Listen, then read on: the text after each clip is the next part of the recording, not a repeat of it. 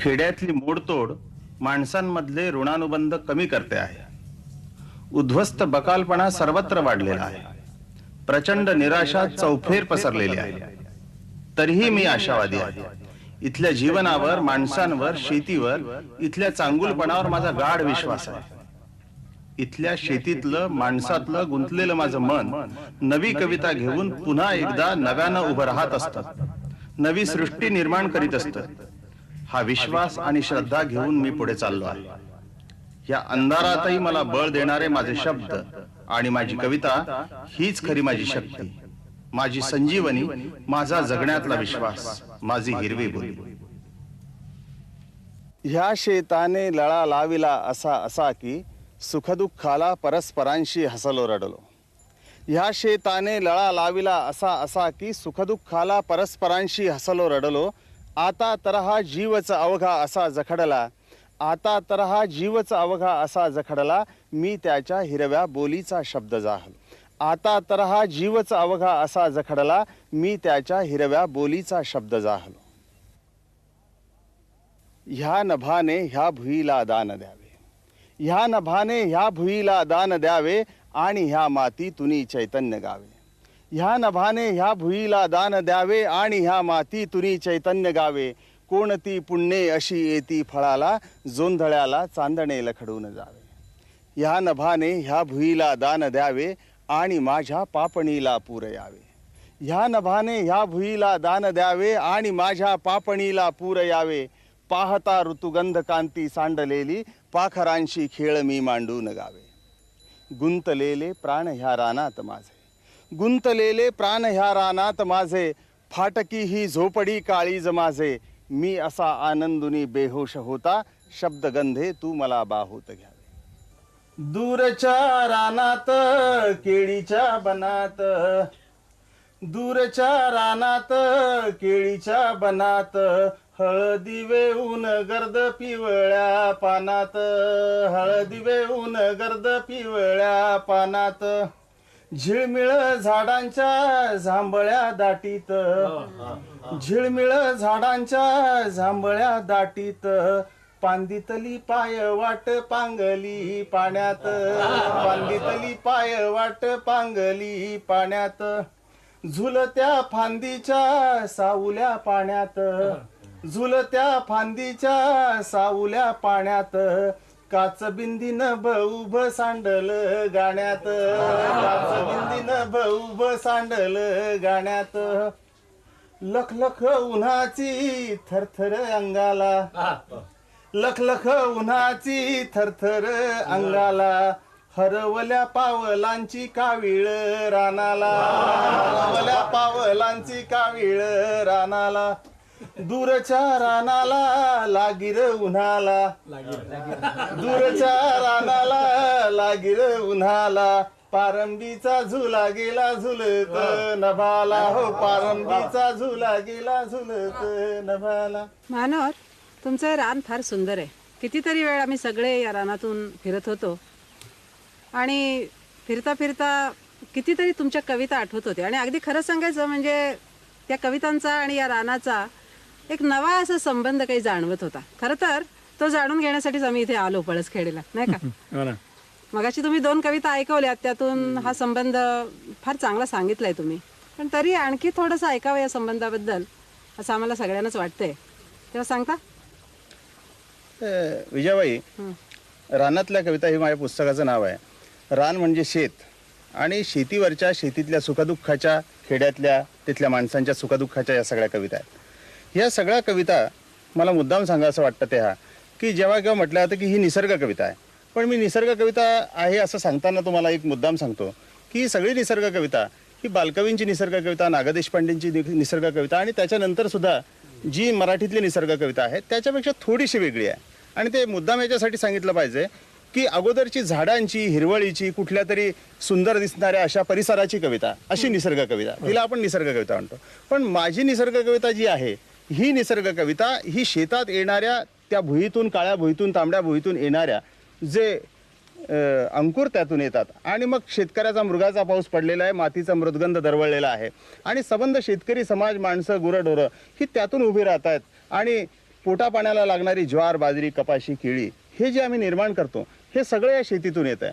हा सगळा निसर्ग हा शेतीतला शेतकऱ्यांचा, त्या शेतकऱ्यांच्या काळजाचा, त्यांचा पोटपाण्याचा असा सगळा निसर्ग आहे. म्हणून ज्या वेळेला ज्वार भरते, फुलते आणि अत्यंत सुंदर कणीस उभं राहतं त्यावेळेला आम्ही जेवत नाही, ते बघूनच असं जगावं असं वाटतं की ज्वारीतून आणि या सगळ्या ह्या नभाने ह्या भुईला दान द्यावे आणि ह्या मातीतून चैतन्य गावे, कोणती पुण्य अशी येती फळाला, जोंधळ्याला चांदणेला खडून जावे.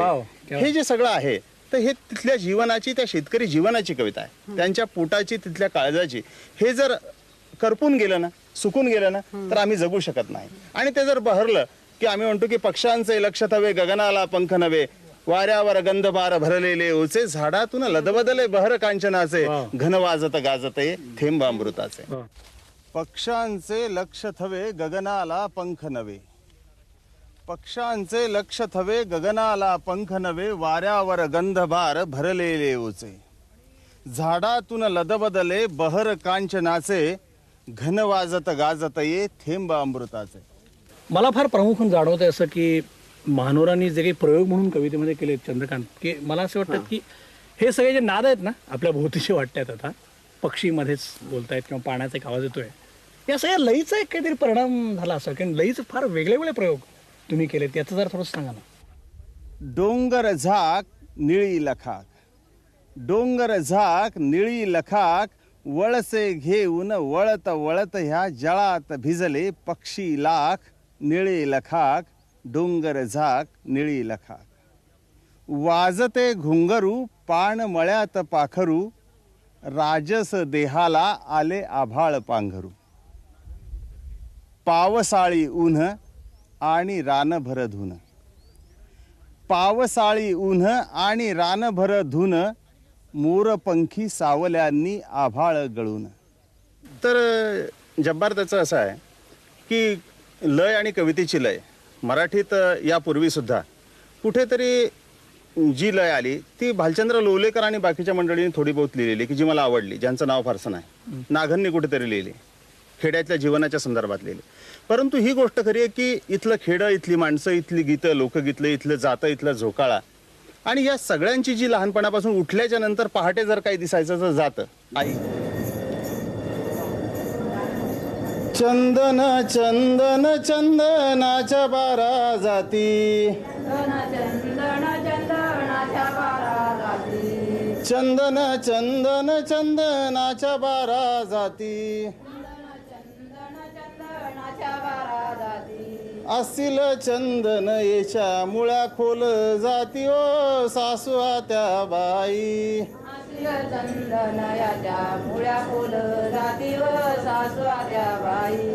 चंदन चंदन चंदनाच्या बारा जाती, असतील कमशील एका दांडी पाणी पिले, उसाले गोडाई हे रंडवाया गेले ओ सासुआ त्या बाई,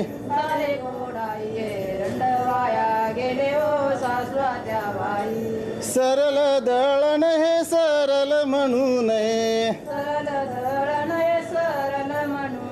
सासर माहेर हे नांदत दोन्ही सयो सासुआ त्या बाई,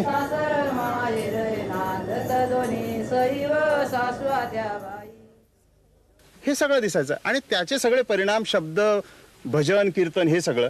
आणि इथे निसर्गात आलो तर नदीचं झुळझुळणं, हलणं, पिकाचे हेलकावे आणि गंमत अशी आहे की तिथले पक्षी आणि त्यांचं विशिष्ट प्रकारचं गाणं हे सुद्धा इतकं सुंदर आहे. या सगळ्यांचे कळत नकळत परिणाम माझ्यावर झाले.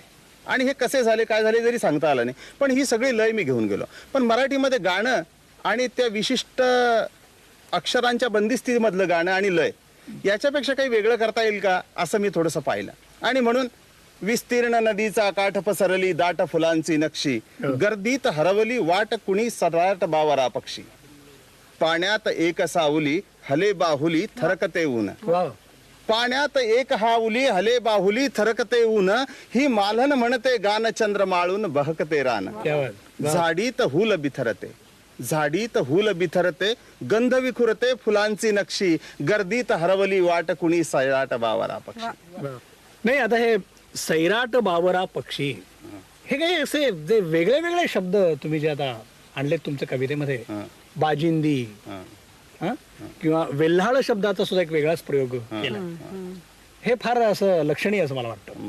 नाही, मला जब्बार इथे काय वाटतं, मगाशी लयबद्दल महानोर बोलत होते, तर ती लय जशी अशी सहजगती आली आहे, ती काय जाणून बुजून त्याने आणलेली नाही. तसे या आयुष्यामधले जे शब्द आहेत इथे या मातीत रुजलेले शब्द, ते महानोरांनी फार सहजगती वापरलेत. पा आता तुम्ही काही शब्द सांगितलेत मला आणखी एक 5-6 शब्दांची अगदी सहज सुद्धा आठवण होईल. सैराट तुम्ही आता सांगितलं नाही का, तसा मराठ असा एक शब्द आहे, किंवा सकवार. असं वाटतं आपल्याला अर्थ माहिती आहे पण नाही माहिती आपल्याला, असं लक्षात येतं. हा विजयभाई, आता तुम्ही जे बरेचसे शब्द सांगितले आणि असे महानोरांच्या कवितेत आणखीन पुष्कळ शब्द सापडतील, तर ते त्यांनी काही हेतुपूर्वक वाचकावर परिणाम साधण्यासाठी वापरले आहेत असं वाटत नाही. त्यांचे हे शब्द, त्यांनी केलेला निसर्गाचा उल्लेख, त्यांच्या प्रतिमा, त्यांचे शेतीचे अनुभव आणि त्यांच्या कवितेतली लय ज्याचा आपण आता विशेष उल्लेख केला, या सगळ्या गोष्टी त्यांच्या जीवनाशी, त्यांच्या इथल्या या प्रदेशाशी इतकी संबद्ध आहे की त्यासाठी इथं आल्यानंतर त्यांच्या कवितेचा एक नवीन अर्थ आपल्याला लागतो. नाहीतर प्रत्येक कवीचा शोध घ्यायला तो जिथं राहतो तिथं जाऊन त्याचा उलगडा अधिक होणं हे काही संभवत नाही.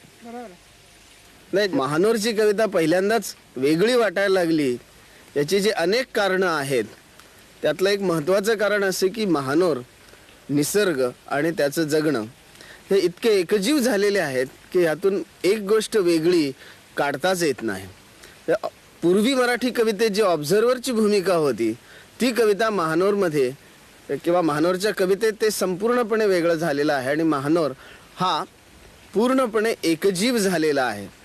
सुदैवानं चांगल्या परिसरात मी आहे.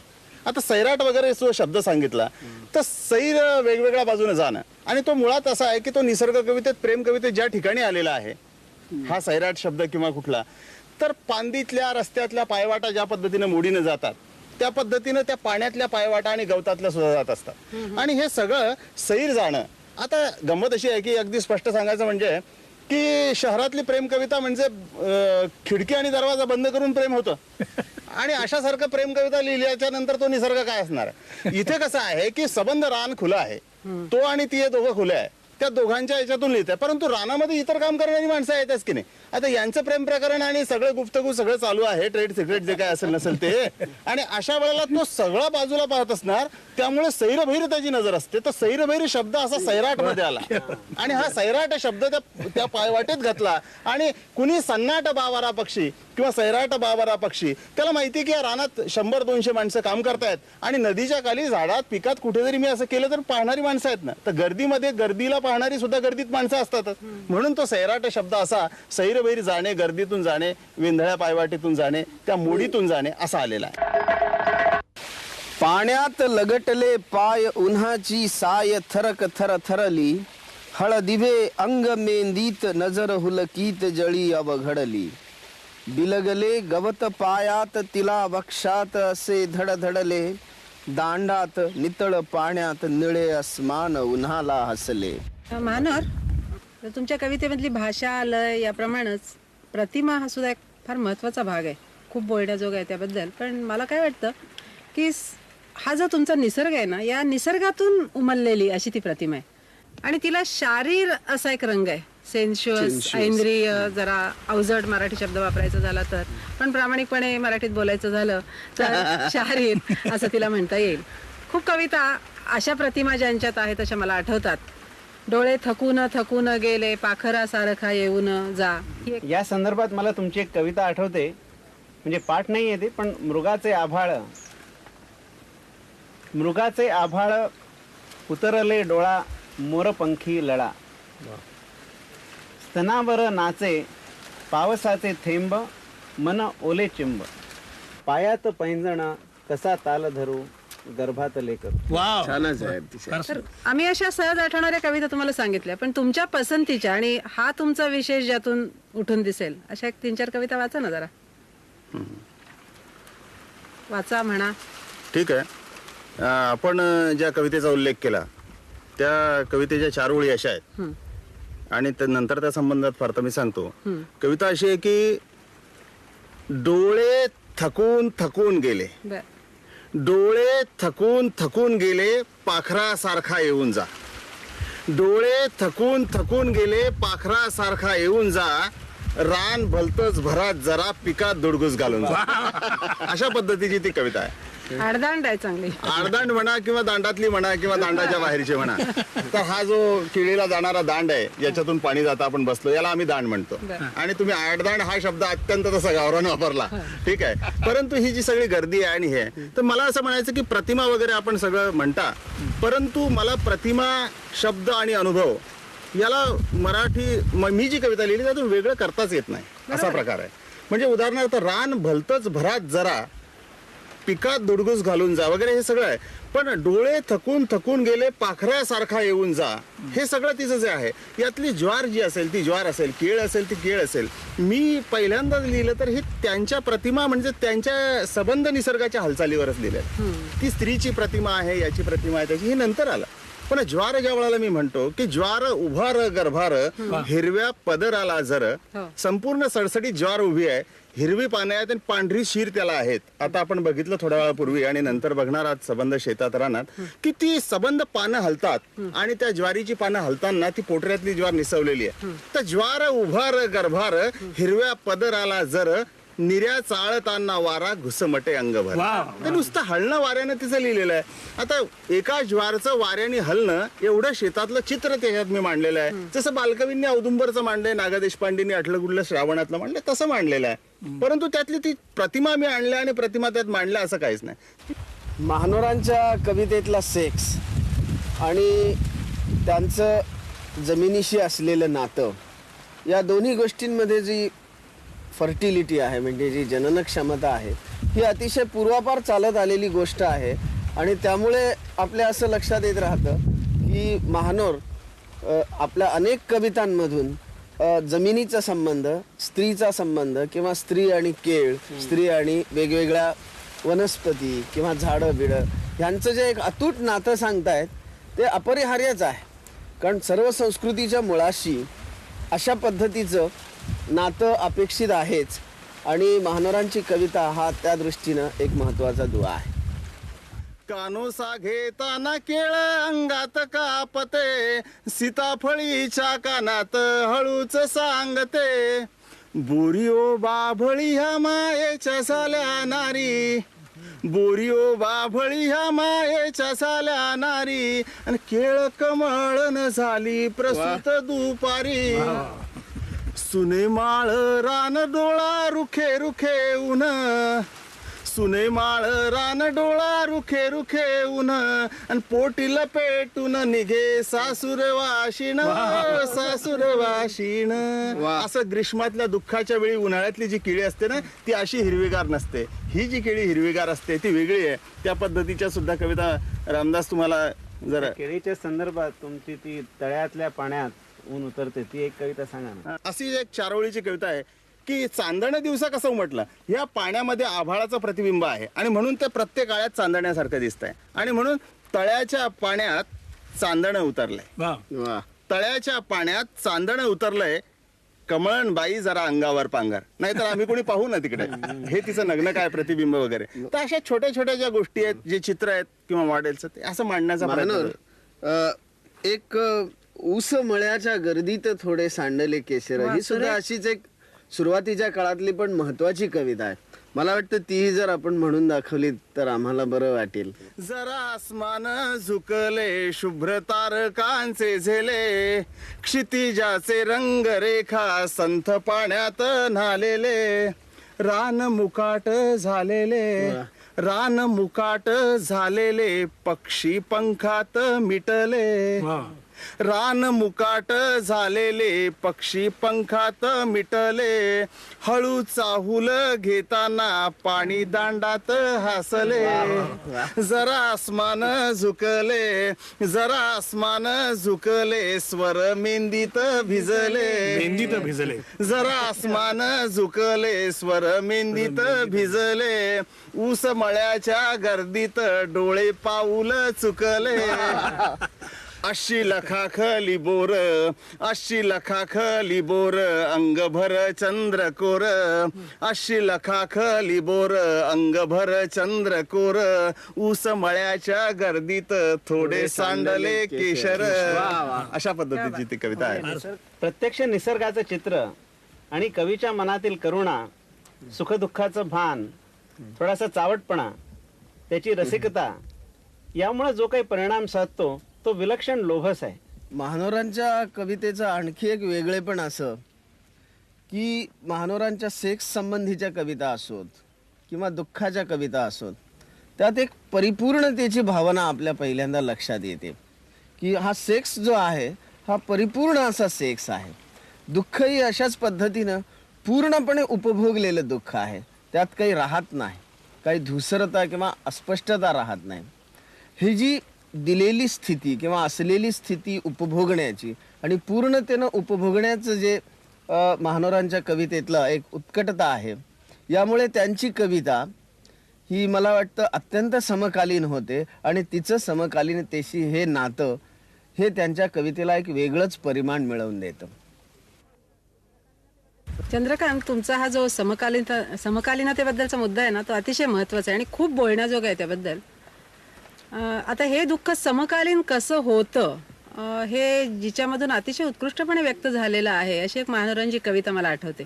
रानातल्या कवितांमधली मला वाटतं शेवटची कविता आहे ना ती? शेवटचीच कविता आहे. हा? जन्मापासूनचे दुःख. जन्मापासूनच दुःखाच्या कविते संबंधात फक्त मी जास्त बोलत नाही, पण एक गोष्ट तुम्हाला सांगा ना, सांगतो जरूर. की हे शेतीवाडी आणि शेतीवाडीतलं जगणं, खेड्या आणि खेड्यातलं जगणं, हे सगळं आम्ही हिरवं जरी उभं केलेलं असलं तर हे पावसाळ्यात हिरवं असतं, पण उन्हाळ्यातल्या ग्रीष्मात सगळं सुकून जातं. चांगल्या दिवसात शेतकरी चांगला असतो, पण वाईट दिवसात त्याचं पोट घेऊन, त्याला कंदील घेऊन रानोराने देशोदेशी भटकावं लागतं. हे वणवण त्याच्या नशिबी आहे. तसंच व्यक्तिगत जीवनामध्ये मी जे पाहिलं की मी त्या सगळ्यांसाठी, सगळ्या समाजासाठी, शेतीबाडीसाठी, गावासाठी सगळं काही केलं, आणि हे सगळं जे बहरणं आणि मोडून जाणं खेड्यातलं, हे सगळं दुःख आणि माझं दुःख. त्यावेळेला मला असं वाटलं की किती शेतीतले वाईट दिवस असो, संसारातले असो या खेड्यातले असो, पण ही झाडं, हे रान, ही शेती, माझी एवढी त्याच्यावर श्रद्धा आहे, भावना आहे की ही शेती मला जगविल, वाढविल आणि माझ्या पिढीला सुखाचा घास देईल असं वाटतं. आणि म्हणून मला खरी माणसं ती वाटतात, ही झाडं वाटतात, इथली माणसं माझी ती जास्त जवळची आणि ऋणानुबंधातली वाटतात. आणि म्हणून मी जवळची माणसं माझ्या यशाच्या वेळेस सुद्धा दूर जात का गेले हे मला कळलेलं नाही, याचा अर्थ मला कळलेला नाही. आणि म्हणून मी ती कविता अशी म्हटलेली आहे की जन्मापासूनच दुःख जन्मभर असे, जन्मापासूनच दुःख जन्मभर असे, जन्मभर राहो मला त्याचे न फारसे. जन्मापासूनच दुःख जन्मभर असे, जन्मभर राहो मला त्याचे न फारसे. साऱ्यांसाठी झाले उभ्या देहाचे शरण, साऱ्यांसाठी झाले उभ्या देहाचे शरण, सगळे सोयरेही कधी जातात दुरून. फुले वेचताना सुद्धा ओथंबते मन, फुले वेचताना सुद्धा ओथंबते मन, जन्माचेच पोट ओझे पोटी घट्ट लपेटून, डोळे गच्च अंधारून तेव्हा माझे रान, डोळे गच्च अंधारून तेव्हा माझे रान, रानातली झाडे मला फुले अंथरून. तर मुळात खेड आणि खेड्यातली दुःख, तिथला माणूस, तिथलं सामाजिक जीवन आणि एकूण शेतीवाडीमधली आलेली मोडतोड, हे जे मी पाहतो तिथे मी वेगळ्या पद्धतीने असतो ज्या वेळेला. परंतु ज्या वेळेला बाई ज्या वेळेला कष्ट करते, काम करते, ती जशी वेगळी असते, परंतु शेतात काम करत असताना, जगत असताना, तिच्या प्रियकराबरोबर शेतीत आणि संबंध ते कष्ट करत असताना ती गाणं म्हणूनच ते दुःख कमी करत असतात.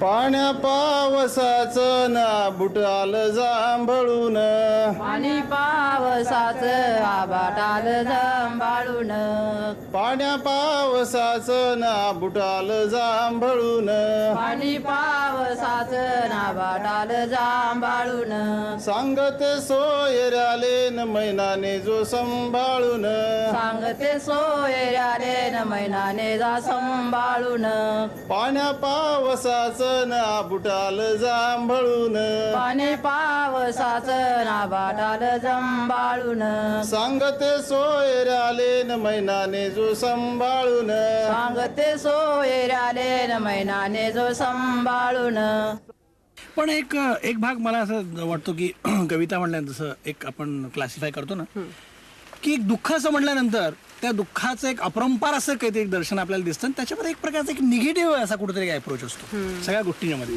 आणि शृंगार म्हणजे इतका पराकोटीचा शृंगार की अक्षरशः जणू काही म्हणजे उर्दू शायरीवरती सारखं आपण म्हणतो की या लोकांना काय उद्योग नाही की काय सारखं किती त्या प्रेयसीला किती नाजूकपणे काय काय काय बोलायचं. हो, ते असली भाषा तर काय करणार काय तर बिघडणार? महानवरांच्या मध्ये सुद्धा एक प्रकारचा चावटपणा आहे बरं का. लबाड कवी असं माझं एक मत आहे. चांगले आहेत म्हणून. प्रतिभा ज्या पद्धतीने अतिशय चावटपणे मिश्किलपणे म्हणतात. एक गवळण गीत म्हणते पाणी फेकते चोळी भिजते नाव घेण्याचा हट्ट धरते नाव घेण्याचा हट्ट धरते पाणी सांडते ती नाव घेते आंब्या साप्याच हिरव्या चाफ्याच आंब्या साप्याच हिरव्या चाफ्याच नाव घेते हो नाव घेते हो आंब्या साप्याच हिरव्या चाफ्याच नाव घेते हो नाव घेते हो चांद मोत्याचा भांग मोत्याचा चांद मोत्याचा भांग मोत्याचा भाळी चांदवा माह्या राजाचा अशी ती कविता आहे.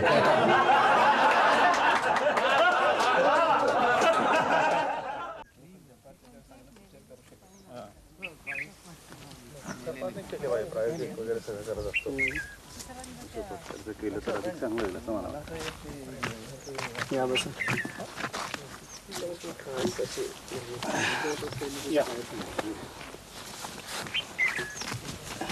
या कवितेचा उल्लेख करताना महानवर असं म्हणाले की काही गोष्टी ते कवितेत सांगू शकत नाहीत आणि तिथंच थांबतात.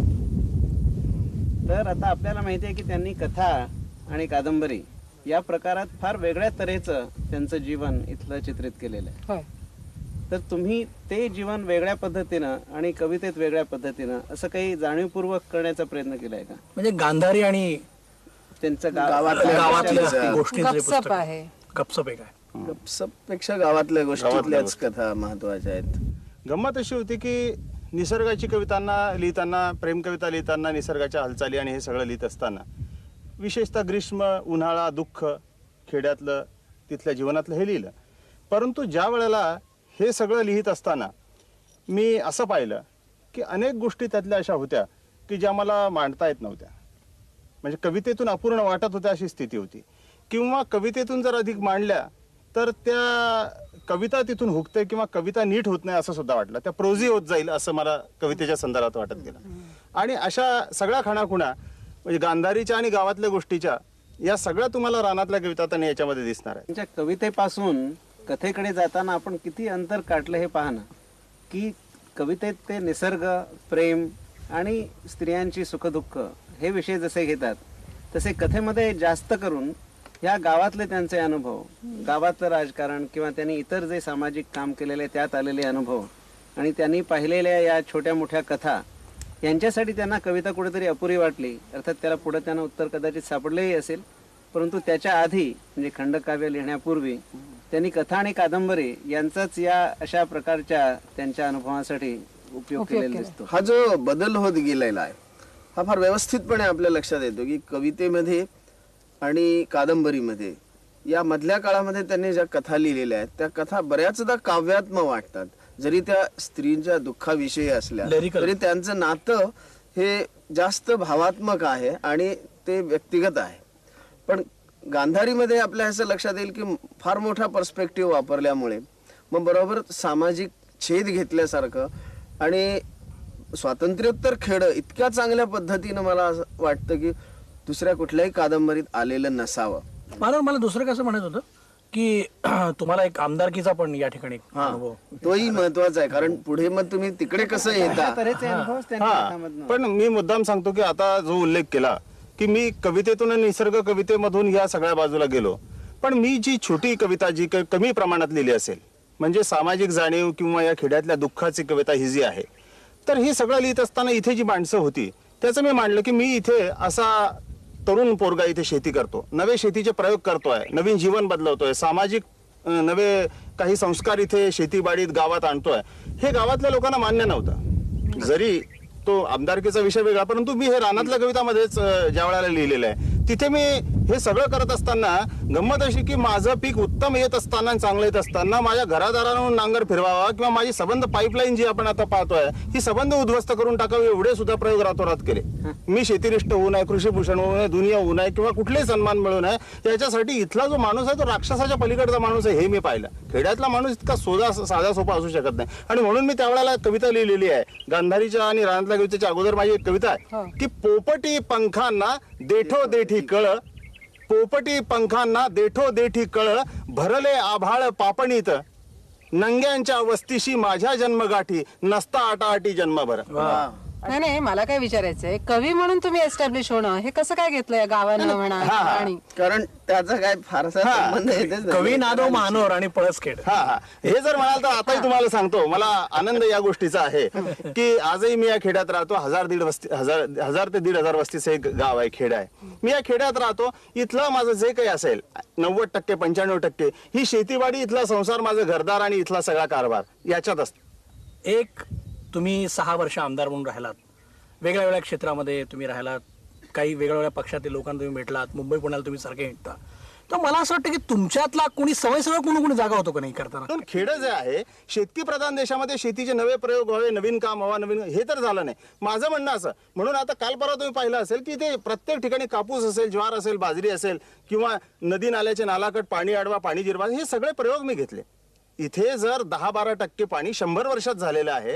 हे पाणी जर वाढलं तर मी आमदार म्हणून पहिल्यांदा काम करताना, सामाजिक काम म्हणून पहिल्यांदा केलं की महाराष्ट्र उभा राहताना इथली खेडीन, इथला माणूस आणि शेतकरी, विशेषतः कोरडवाहूवाला उभा कसा राहील, म्हणून प्रत्येक माणसाची, माझ्या परिसरातल्या खेड्यापाड्यातल्या माणसाची जाणीवपूर्वक प्रयत्न केले की त्याचं खेडं, तिथला नदी नाला, पाणी आणि याचं वॉटर टेबल वाढलं पाहिजे. हे 20% 30% गेलं पाहिजे. आणि हे मी जे स्वीकारलं, तर मला वास्तविक पाहता माझा म्हणून तिथे राज्यकारभारामध्ये जास्तीत जास्त उपयोग करून घेतला असं मी म्हणतो. अनेक मुख्यमंत्री बदलले, राज्यकारभार बदलले, परंतु मी जे सांगत होतो याला कवी म्हणून ज्या वेळेला मी तिथे आहे, सामाजिक कार्यकर्ता म्हणून आहे, तर मला वेगळं महत्व होतं. तर हे करून घेता होतं. परंतु गंमत अशी आहे की त्या खेड्यापाड्यातल्या माणसांनी त्याच्यामध्ये जे इन्व्हॉल्व्ह व्हायला पाहिजे, त्या योजनांमध्ये, त्या कामामध्ये, ते झाले नाहीत. हे मला शेतीबाडीच्या संबंधात वाटतं. म्हणून शेतीबाडी फार पुढे गेली नाही, फार प्रयोग पुढे गेले नाही. म्हणून तिथला शेतकरी हा गरीब आणि दुबळाच राहिला. त्याला जबाबदार तो सुद्धा आहे. राज्यकर्ते ज्या प्रमाणात आहे त्या प्रमाणात तोही आहे. आपण म्हटलं त्याप्रमाणे आमदार म्हणून काम केलं. इतर ठिकाणी खेड्यात करताना आता माझं कामाचं स्वरूप या 2-5 वर्षातलं हे प्रमुख शेतीचं आहे आणि ते जास्त मला महत्वाचं वाटतं. याच्यातून माझ्या कविता कमी लिहिल्या गेल्या असतील, साहित्य कमी लिहिल्या गेलं असेल, बाकीचा विचार कमी गेला असेल, पण मला असं वाटतं की ते जरी झालं तर त्यांच्यानी काही बिघडणार नाही. परंतु तुम्ही जगत असताना सामाजिक कार्य म्हणून ही गोष्ट करणं फार जरुरी आहे. मानोर, तुम्ही हे सगळे तुमचे अनुभव अत्यंत सच्चेपणानं तुमच्या साहित्यात मांडलेले आहेत.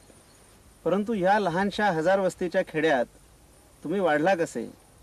तुमची प्रतिभा ही एक निसर्गदत्त देणगी असेल, परंतु इथं जी शेती तुम्ही एवढी उभारली ती कशी काय, त्यासाठी कष्ट किती केले, आणि या सगळ्या व्यापात तुम्ही तुमची पहिली कविता लिहिली कशी, या संबंधी आम्हाला प्रचंड कुतूहल आहे.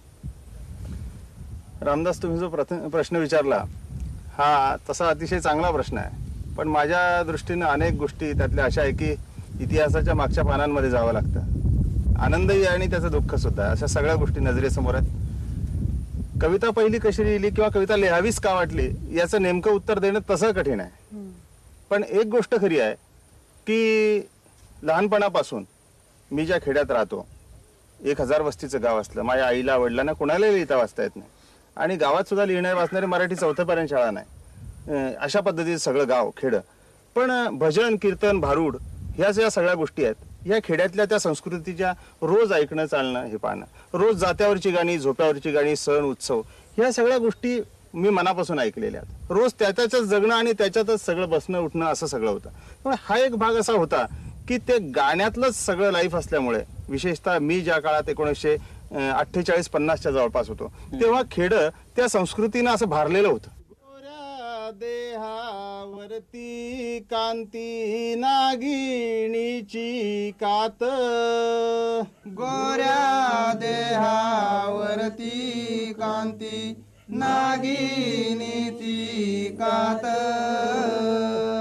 येडे झालो आम्ही द्यावी एखादीच रात, वेडे झालो आम्ही द्यावी एखादीच रात, तुझ्या रूपाचं बाशिंग डोळ्यात, तुझ्या वाचून सुन्नाट दिन रात, तुझ्या रूपाचं बासिंग डोळ्यात, तुझ्या वाचून सुन्नाट दिन रात, तुझ्या रूपाचं बाशिंग डोळ्यात, तुझ्या वाचून सुन्नाट दिन रात, तुझ्या रूपाचं बासिंग डोळ्यात, तुझ्या वाचून सुन्नाट दिन रात, असा बोल बोल ती जग पंखात घेती, बोल बोल ती जग पंखात घेती, असं एखाद पाखरू वेलाळ,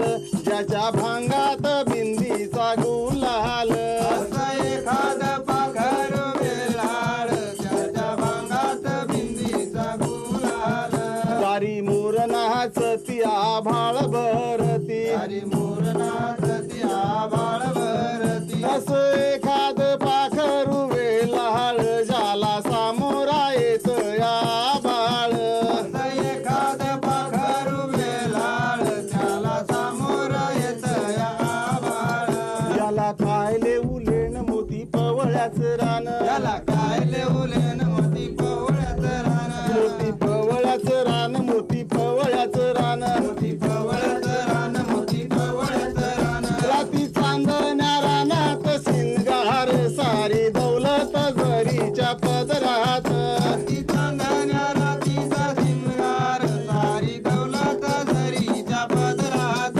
राती चांदण्या रानात शिंगार, सारी दौलत जरीच्या पदरात, ती चांदण्या रातीचा शिंगार, सारी दौलत झरीच्या पदरात. याच्या सगळ्या अनेक गोष्टीमुळे मला त्याचं गाण्याची जी एक लय होती, गाण्याची एक गतिमानता होती, किंवा आम्ही ज्या कुणी गाणं म्हणणाऱ्या बायका होत्या त्यांना झोका द्यायला आम्ही असायचो. इथपासून तर भजन भारूड असायचं. तर माझे वडील फार भाविक, पांडुरंगाचे भक्त. त्यांनी सांगायचं की माझ्याबरोबर तू समोर बसला पाहिजे, भजन कीर्तनाला बसलं पाहिजे, ऐकलं पाहिजे. असामुळे एकनाथाचं भारूड तेव्हापासून बोलावं तुम्ही बोला म्हाळसा देवीला, इथपासून तर थेट मागच्या याच्यापर्यंत म्हणणारे लोक आणि एकनाथ तुकाराम ज्ञानेश्वर हे सगळं खूप ऐकलेलं होतं. म्हणून लहानपणापासून 6व्या 7व्या 8व्या वर्षापासून पहिली गोष्ट ही झाली की मी तुकाराम ज्ञानोबा ऐकोबा हे तेव्हापासून वाचले. आणि त्याच्यानंतरची वाचनाची जी आवड राहिली तर तुम्हाला गंमत वाटेल की मी मराठी 8वी 9वी 10वी या काळामध्ये साधारणपणे 2500 पुस्तकं आणि त्यावेळीची सबंध मराठी कविता ही वाचली होती. तुकारामाची कविता पहिल्यांदा आवडली, भावली. आणि अशा पद्धतीने नंतर मग मला कुठेतरी केशवसुतांच्या ओळी वाटल्या, कुठेतरी मर्ढेकरांच्या भुईमुग दाणा उपटत असताना आल्या अशा आवडल्या, कुठे बहिणाबाईंच्या मातीच्या आणि शेतीच्या कविता आवडल्या. असं करत करत वाचलं. पण 2-3 हजार कविता आणि पुस्तकं ही मी लहानपणी वाचली. पण गंमत अशी होती की हे सगळं केलं, वाचनाचा संस्कार हा असा वाढत गेला. पण केव्हा तरी ज्या वेळेला पुढची ओळ आठवत नाही ना, इतरांची कविता म्हणतोय, शेतातून जातोय पण इतरांची कविता म्हणतोय, पण पुढची त्यातली ओळ जर एखाद्या आठवली नाही तर तशाच लयची वजनाची दुसरी ओळ मी जोडून टाकायचो. मला जे थोडंफार आठवतं ते असं की ती ओळ त्यांची म्हणतोय. मी नागा देशपांडेची ओळ म्हणतोय की पक्षी वेळून माना घेतील तान गगन गमनाची, चाफा सुगंधमय देईल सय दूरच्या सजनाची. पुढची ओळ आठवत नाही, मग आपली ओळ जोडून टाकायची आणि मग ती ओळ. असं करून ते गाणं पुढे होत होतं. अशी एक जी थोडीशी सवय मला असं वाटतं की तिथून ओळी जुळवण्याचा छंद हा आपोआप कुठेतरी येत गेला. आणि अशातून एक पहिली कविता केव्हा तरी ही 1960-62च्या जवळपास झाली असेल. असं कवितेचं पहिलं तंत्र आलं. आपण बाकीच्या संस्कारांचं मी सांगतो की एक तर तिथपासून तर मर्ढेकरांच्या पर्यंत आणि नंतर थेट दिलीप चित्रे, आरती प्रभू, ग्रेस वगैरे यांच्या सगळ्या कविता मी 1960ला लिहिलो त्यावेळेला या सगळे कवी एस्टॅब्लिश झालेत. पण या सगळ्यांची कविता मी एक वेळा नाही 2 वेळा नाही तर थेट जिप्सी पासून तर पुशिरेगांपासून तर इंदिरा संतापासून सगळी कविता मनापासून हजारदा वाचली. नेवाडींच्या मेलडी सारख्यातल्या कविता, मला कोसलापेक्षा मेलडीतल्या कितीतरी कविता त्यावेळेला, की पिंगट रानाला रागू सोडून चालले दूरवर, अशा सारख्या ओळी लिहिल्या त्या मला खूप भावल्या होत्या. आणि अशा पद्धतीने मृदगंज काय झालं? मृदगंधाचं वडिलांनी हे केलं की हे असं पुस्तक ज्या वेळेला मी होतो एक वेळेला असंच वाचत बसलेलो होतो, मी इतकं जोरात वाचत बसलो की मला फार आवडली.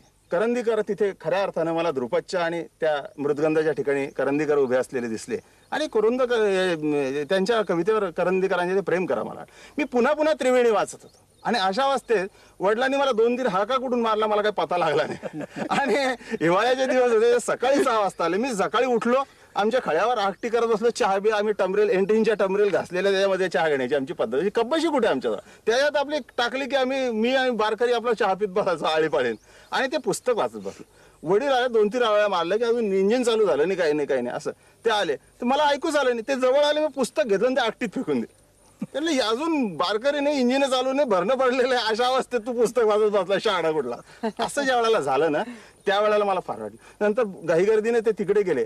मग मी माझ्या एका कवितेत म्हटलेलं आहे की तेव्हा ते करंदीकर जाळला वावानी हुरड्याच्या आकटीत, तेव्हा डोळ्यातून पाणी उघडलं, निशब्द नंतर कित्येक दिवस पानांच्या राखोंडीत मन जळत राहिलं, त्रिवेणीची पानं नंतर धुंडत फिरलो रानभर, असं मी पावलं धसकट लागून रक्ताळली तरी त्रिवेणीचा बावर. एक वेळा आठवतं की 5-6 दिवस गांधारी, मी असा इथे कंदील बांधला मोसंबीच्या झाडाला, 5 रात्रीमध्ये गांधारी लिहिल्याचा उल्लेख मी प्रस्तावनेत लिहिलेला आहे. परंतु त्यावेळेला हा समोरचा अजिंठा डोंगर,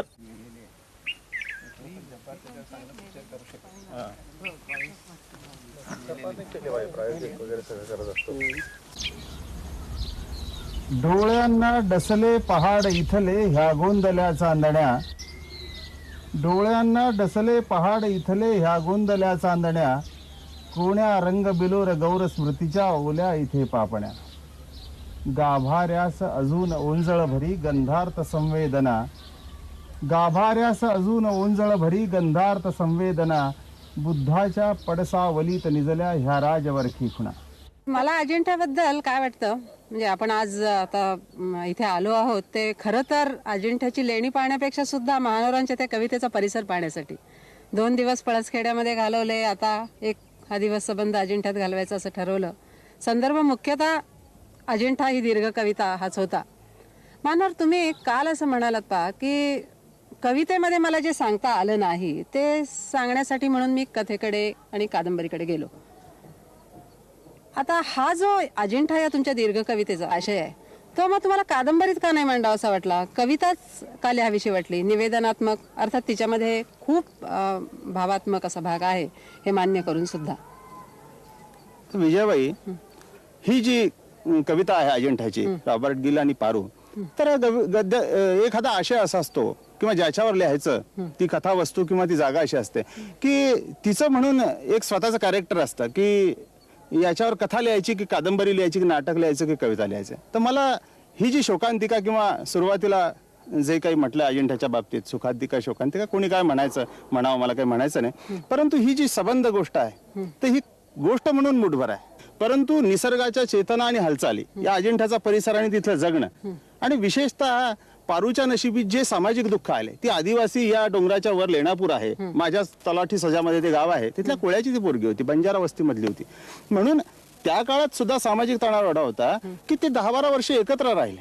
ठीक आहे, प्रेम करू नये वगैरे सगळं झालं, परंतु गंमत अशी की तिचं प्रेत सुद्धा जाळता येत नाही अशी सामाजिक चौकट त्याही काळात होती. पण रॉबर्ट गिल त्याच्यानंतर लग्न केलं नाही, कुणाच्या बरोबर राहिला नाही, 80 वर्ष जगला या वाघुरा नशीची खंडसळीतून गेला आणि परंतु तो तिच्याशी बरोबर राहिला. युरोपीय लोक असे सहसा करत नाही आणि म्हणून मला हा जो भाग आहे हा सगळा कवितेचा अत्यंत जवळचा भाग वाटला.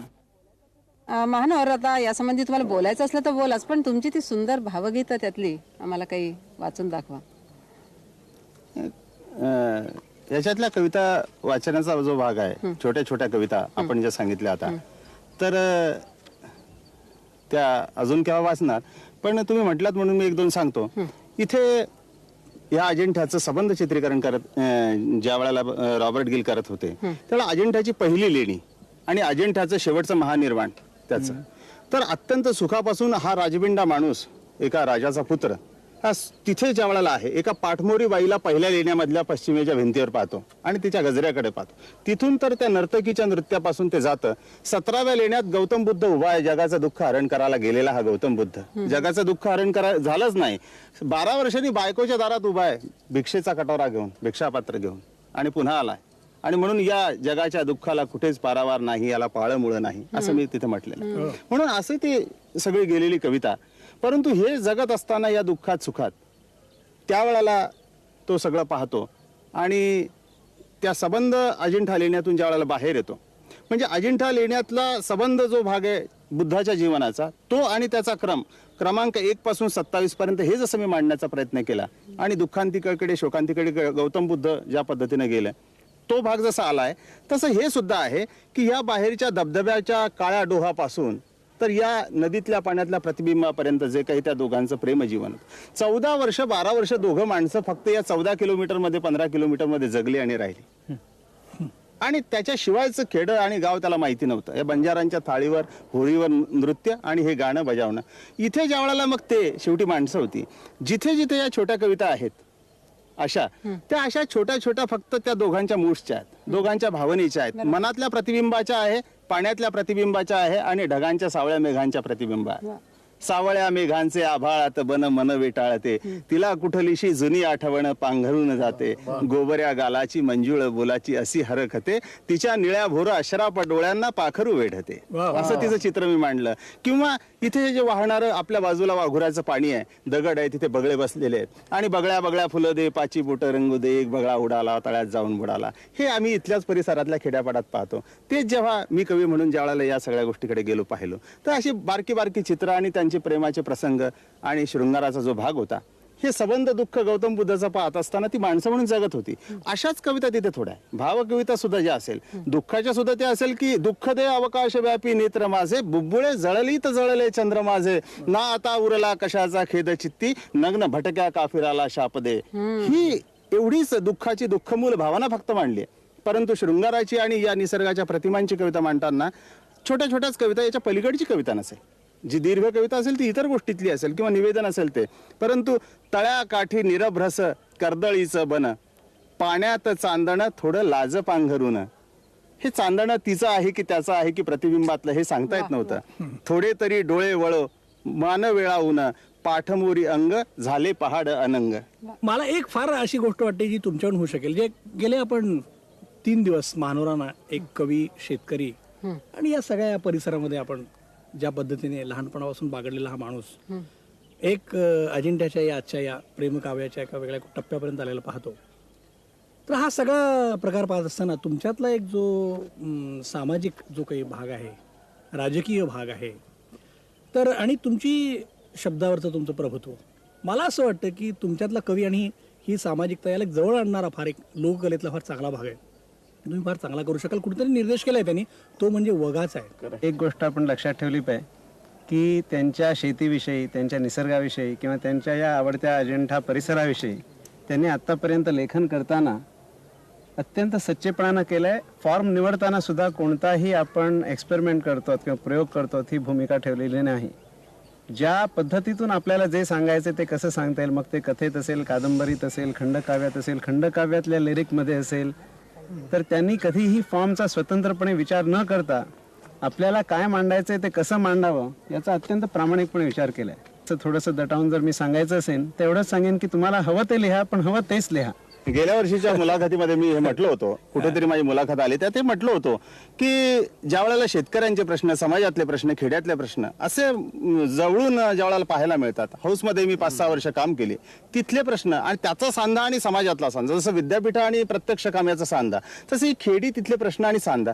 गंमत अशी आहे की मी खेड्यातला, तिथल्या मातीतला, तिथले माझे चिखलातले पाय जसे निघू शकत नाही, मन निघू शकत नाही, परंतु मला मुंबई पुण्यातला शासनापासून तिथचा सांधा कसा जोडायचा हे माहिती आहे. अशा संबंधातल्या प्रश्नांची सांगड घालताना आणि त्याचं निराकरण करताना ते दुःख आणि सुख या सगळ्या गोष्टीच्या संबंधात करताना जर काही मांडता आलं तर जरूर मांडण्याचा विचार आहे असं मी म्हटलेलं होतं. आणि ही गोष्ट खरी आहे की थिएटर हा जो भाग आहे, हा जो प्लॅटफॉर्म आहे, हा हजारोंच्या लाखोंच्या समोर जातो. आणि शेतकरी दिंडीमध्ये मी ज्या वेळेला हे काम केलं त्यावेळेला 20,000 30,000 1,00,000 लोकांच्या पर्यंत मी तुकारामापासून मर्ढेकरांपासून तर शाहीर साबळे अण्णाभाऊ साठे हे सगळे म्हटले. त्यावेळेला हेच काम मी करत होतो. आणि त्यावेळेला माझ्या लक्षात आलं की थिएटरवर आणि तिथे आम्हाला हे सगळं करावं लागत होतं. म्हणजे वगनाट्यच आम्ही करत होतो. शेतकऱ्यांच्या प्रश्नांवर वेगवेगळ्या प्रश्नावर सामाजिक प्रश्नावर करत होतो. आज असं वाटतं की त्यातला चांगला भाग जो असेल तो घेऊन जर केलं तर जरूर होऊ शकेल. पण गंमत अशी असते की मला फारशी शाश्वती स्वतःची नसते. एखाद वेळा महानोर, जे केलं ते इतकं चांगलं आहे की त्यातलंच थोडंसं आता ऐकवा की. हे खेडे अंधाराचे, हे खेडे प्रकाशाचे, हे खेडे अंधाराचे, हे खेडे प्रकाशाचे, जन्मोजन्मी लक्तरलेले दुःख घेऊन चालत आले. मर्तिकाच्या दुःखापरीस पांघर घालून आयुष्याची, मर्तिकाच्या दुःखापरीस पांघर घालून आयुष्याची, लखलख उन्हात नाहून धुवून बरसातीला गाणे गाते. हे खेडे मोरापरीस, हे खेडे मोरापरीस मेघांसाठी थिरकत जाते. ढेकळांच्या गर्तेमधून मृगामधले गाणे गाते. माती नवा जन्म घेते. शब्दात गोठले दुःख शब्द अलवार, ग्रासली उन्हे झाडांना हिरवा भार. काळीज कुरतडे खोल मुका आकांत, काळीज कुरतडे खोल मुका आकांत, घनघोर मळ्याच्या मळ्यात चंद्रविखार. हा अथांग दरिया दुःखांची बारात, हा अथांग दरिया दुःखांची बारात, आयुष्य उधळले लक्तरलेले हात. हा अथांग दरिया दुःखांची बारात, आयुष्य उधळले लक्तरलेले हात. ही पिसाट दुःखे नको कुणी भवताली, ही पिसाट दुःखे नसो कुणी भवताली. मी मरवट भरला लाल मातीचा भाळी, मी मरवट भरला लाल मातीचा भाळी. गडद जांभळ भरल आभाळ, मृगातल्या सावलांना बिलोरी भोवळ. गडद जांभळ भरल आभाळ, मृगातल्या सावलांना बिलोरी भोवळ. मृगातल्या सावलांना बिलोरी भोवळ. खोलवरी चिंबबाई मातीला दरवळ. गडद जांभळ भरल आभाळ, खोलवरी चिंबबाई मातीला दरवळ. मातीचा दरवळ निर्मळ पाण्याला, मातीचा दरवळ निर्मळ पाण्याला. झाडांच्या गाण्याला बाई मखमाली झिल, झाडांच्या गाण्याला ग मखमाली झिल. खोलवरी चिंबबाई मातीला दरवळ. गडद जांभळ भरल आभाळ, सांजेच्या मलूल धुळवळ वेळेला, सांजेच्या मलूल धुळवळ वेळेला. भरल्या पदरान झाकावी भुल, भरल्या पदरान झाकावी भुल ग. खोलवरी चिंबबाई मातीला दरवळ. गडद जांभळ भरल आभाळ, बिलोरी हातांना मोराच गोंधण, बिलोरी हातांना मोराच गोंधण. चांदण्याचं बन बाई पेटल पाण्यानं, चांदण्याचं बन बाई पेटल पाण्यानं. जांभळीच्या झाडाला ग सांगावा शकून. गडद जांभळ भरल आभाळ, मृगातल्या सावलांना बिलोरी भोवळ. गडद जांभळ भरल आभाळ, मृगातल्या सावलांना बिलोरी भोवळ. खोलवरी चिंबबाई मातीला दरवळ. मातीचा दरवळ निर्मळ पाण्याला, मातीचा दरवळ निर्मळ पाण्याला. झाडांच्या गाण्याला बाई मखमाली झिल, झाडांच्या गाण्याला ग मखमाली झिल. खोलवरी चिंबबाई मातीला दरवळ.